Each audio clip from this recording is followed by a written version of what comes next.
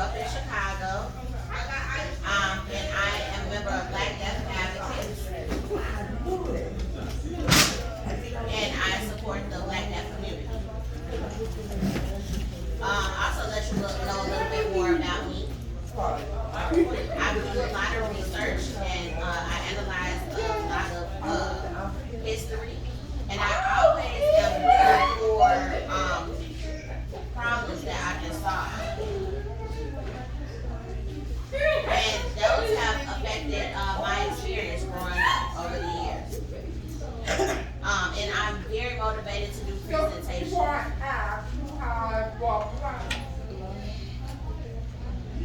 So you all know Bell School, right? And the man on the picture, his last name is Bell, Alexander Graham Bell. And I stayed there from the time I was 3 until 7th grade.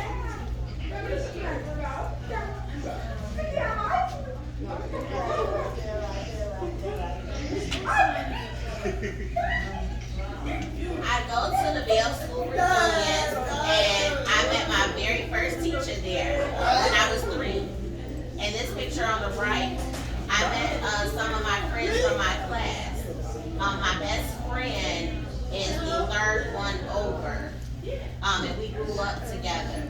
She moved away, and I really do miss her, but we had great memories. That's my best friend.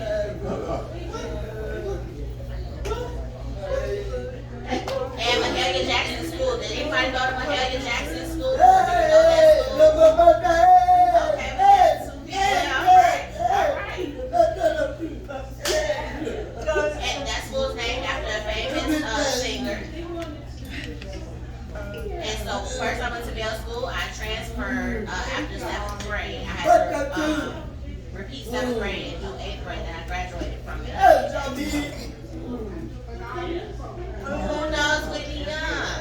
Whitney Young School, high school. Anybody know that school? That man in the picture, that is Whitney Young. I stayed there at Whitney Young High School for 4 years, and I graduated. And the picture at the bottom is me and my class there.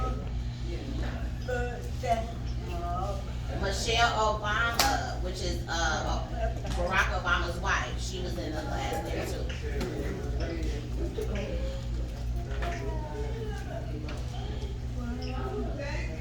You want to know a fun fact? Okay.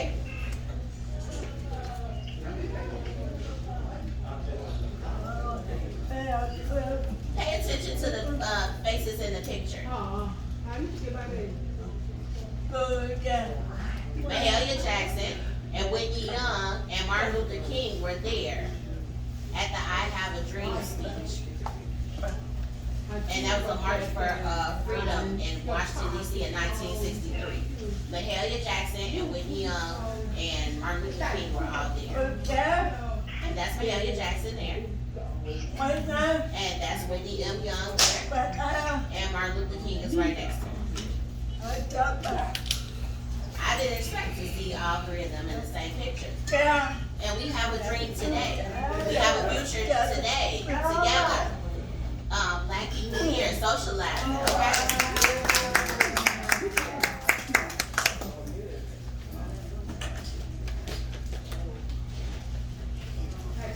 So this slide here, I have to pay respects and honor to my friend Mary and Terry.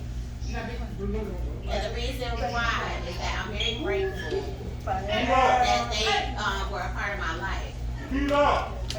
I've been really blessed to have their knowledge and their wisdom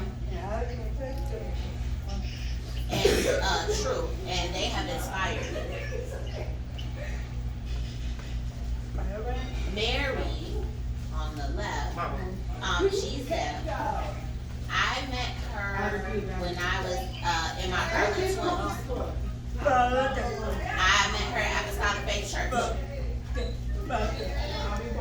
which is on 38th in Indiana. And that's where I was attending church before it.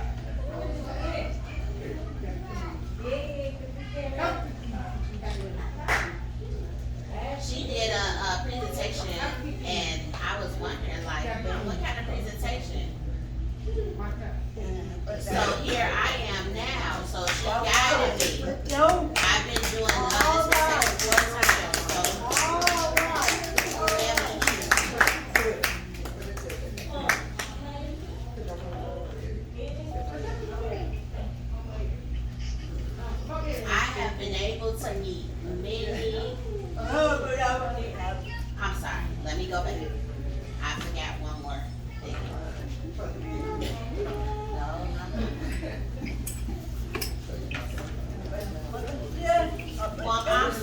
sorry, I forgot. So I have one more point.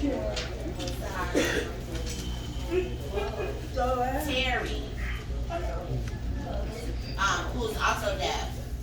I met him in my early 20s. He taught me about the truth about eating healthy and Black history and Black culture. And he taught me about a vegan, vegetarian soul restaurant in the store and about different Black culture events. And I learned a lot of the truth from him.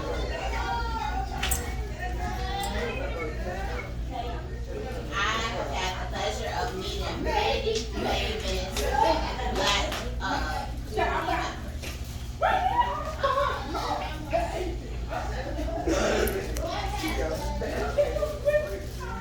Layla, Suzar, and Dick, and Rakit. And they all have books, and I've read, and I've learned a lot, and those books have changed my life.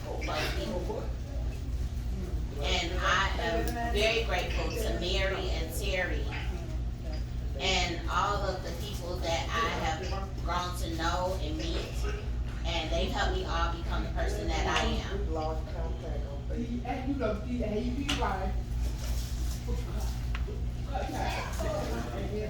So I am a member of NBDA, National Black Deaf Advocates, and they have conferences in Chicago, they have one in Nashville, Tennessee, and one in Indianapolis, Indiana. Anybody at any of those conferences? Anybody go? Rachel just one?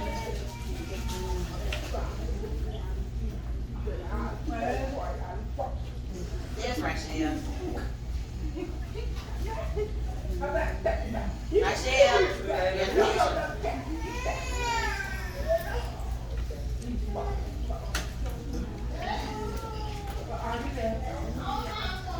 So when I went to the NBDA conference in Nashville, Tennessee, I was able to meet somebody. I saw a name badge, and I asked her to sign my book. And I didn't expect to meet her, but she was really cool when I read her stuff.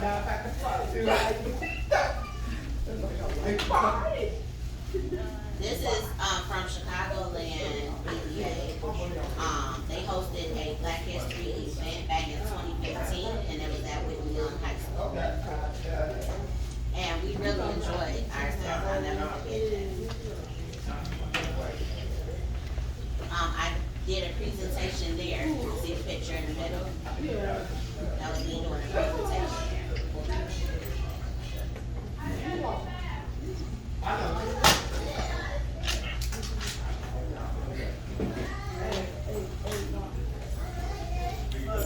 I also went to the Women of Color Conference, and that was in June of 2019.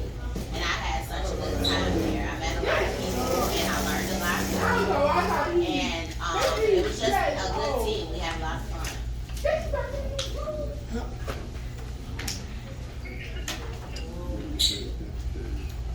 I met Laura Ridloff. She's a Black deaf actress. I know you all have seen her before, right? You know who she is? I met her at Deaf Women of Color Conference in June of 2019. She was there.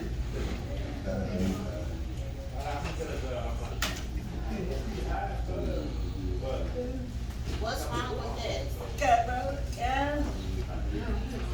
It's the same distance.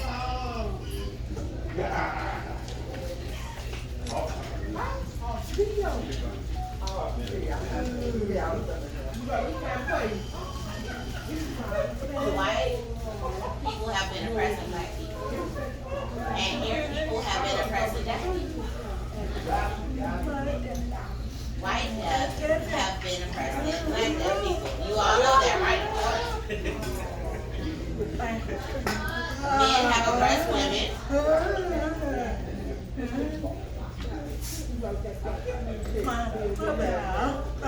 And white people have oppressed Black women. Black deaf women like me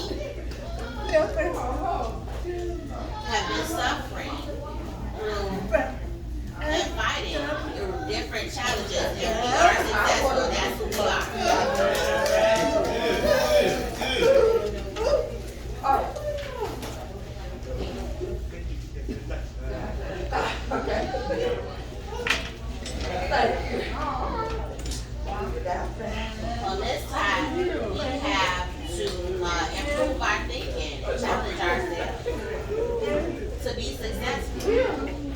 I will do my best work. I can put in more effort. I can learn from my mistakes. I can achieve my goals. I can overcome challenges. I can find creative solutions. I can improve my practice, which means I can do it. You can be successful.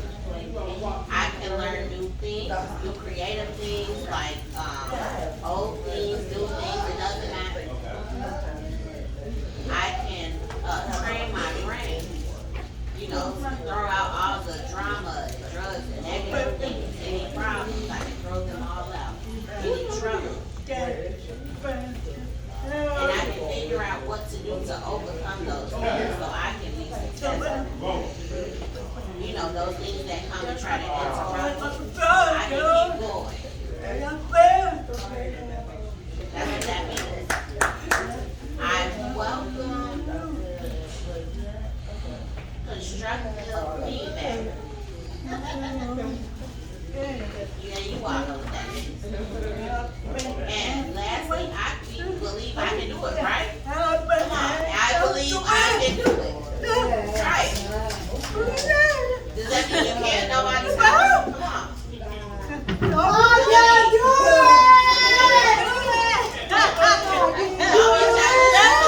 Don't be ashamed. Come on.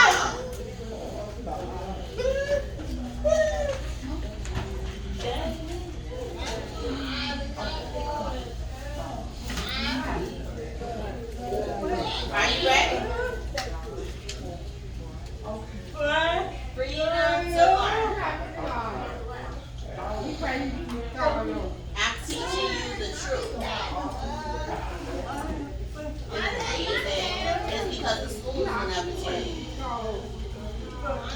For example, my experience when I was growing up at Bell School, it was mostly white people. You saw the picture, I was the only black person. And once I transferred to Mahalia Jackson School, I met more black people. And they taught me black history at Mahalia Jackson School. They didn't teach me that at Bell School. And we need to know the truth. Wake up. So I'm teaching the truth about our true identity, the facts. And you'll see in a little. Have you seen this movie before? Do you know this movie? Anybody?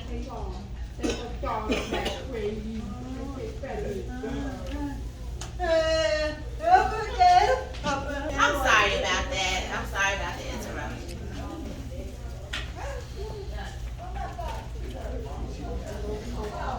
Does anybody know the Hunchback and Aesop? Do you know those two characters? No. This is the true identity of Aesop, which was a black death slave. That's the true identity. Look at his skin, his nose, and he had a difficulty speaking, so there's the evidence there. Do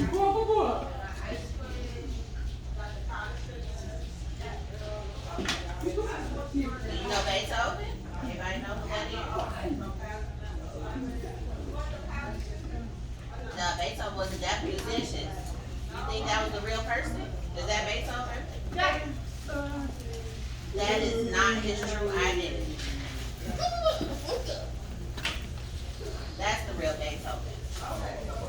That's the real picture of Beethoven. He was black. And I got this information from the British Library at Hersh. And that he was a black European. You can see it for yourself. You can see his hair and his skin color and his nose shape. Make a comparison. Let's go back to the other.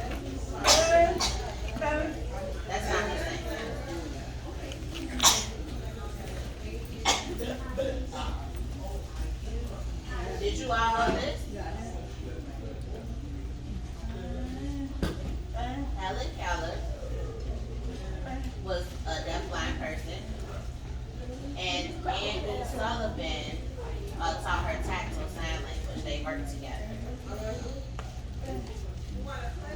And did you know that President Abraham Lincoln and Helen Keller are cousins? They're related. Did anybody know that?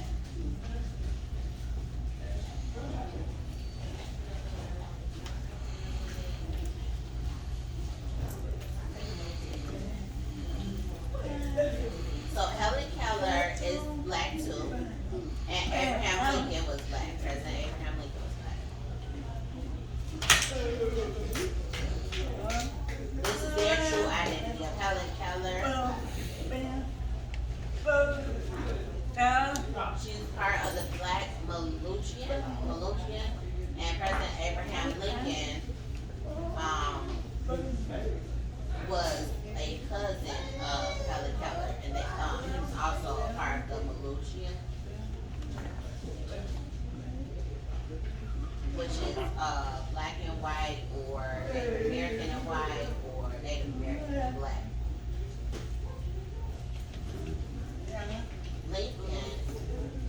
President Lincoln, his mother was from Ethiopia in Africa, and his father was African American, so that made him a little black. Helen Keller was mixed. And if you look at their eyes, you'll see a resemblance in hair. Helen Keller's hair, and that's their true identity. They were not white. And these are pictures of what the Maluchian people look like. Maluchian.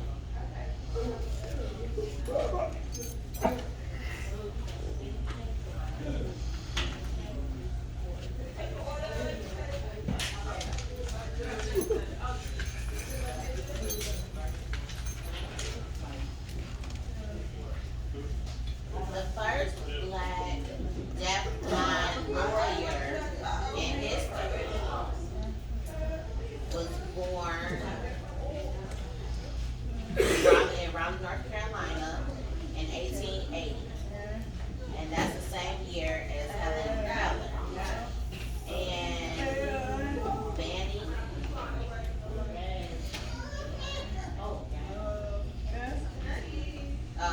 Banning Sign Language went to North Carolina School for the Colored, Deaf, and Blind. His vision and hearing, he didn't have any vision and hearing, and he did not have an interpreter. He was frustrated, so he communicated through writing back and forth.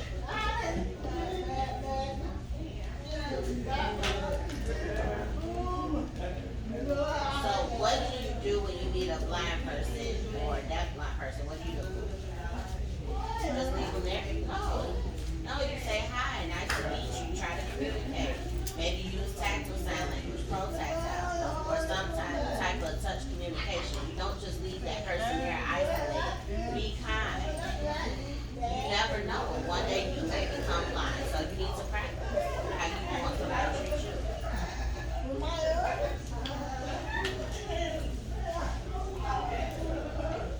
This is Black Deaf Communication History.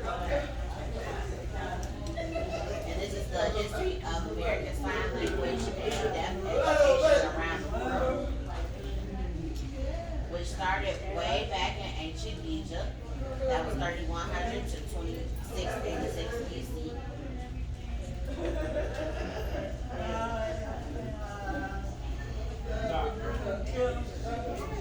And like many other ancient societies,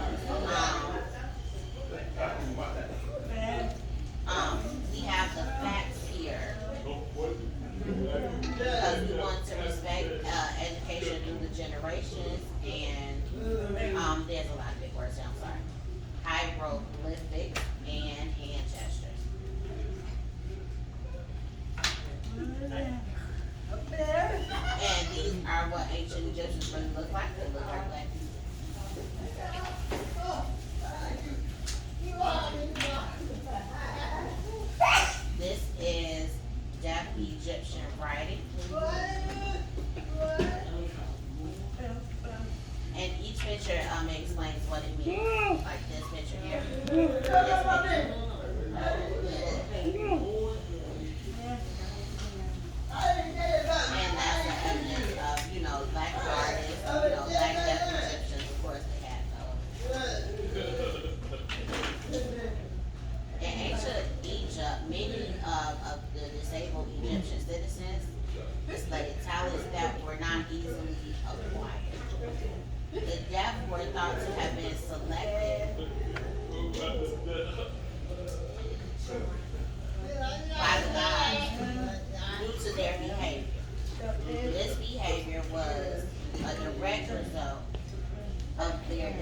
disabilities and stress, desire, and wanting to communicate.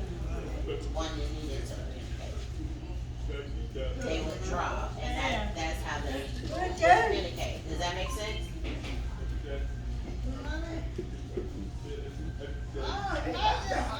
And these are some hand signs, and each picture explains what it is.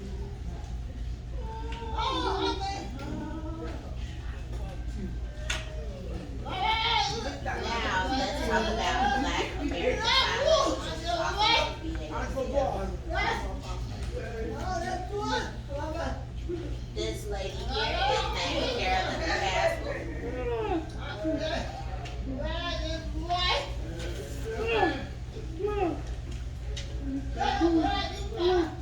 She is a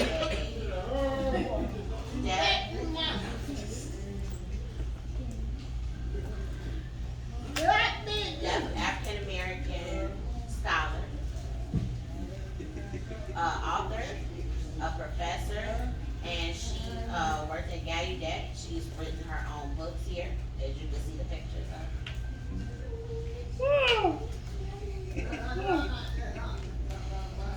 And I was able to meet Dr. at a MEDA conference, and that was the one that was in Nashville, Tennessee. I met her, and she said her goal was for the Black deaf community or the society to support the deaf community,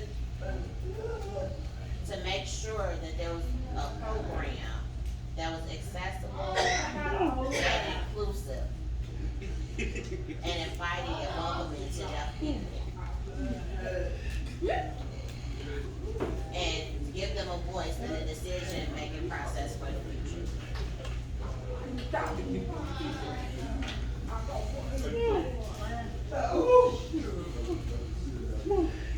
And here we have Black deaf signs. We have been fighting to save or to preserve. And it's crucial to culture, a symbol of solidarity, and vital for our identity as a Black deaf person. It's the same as a white deaf person. And I met a Black interpreter here. This was also in Nashville, Tennessee, and Chicago. Does anybody know these interpreters? And all of the world of Black deaf community.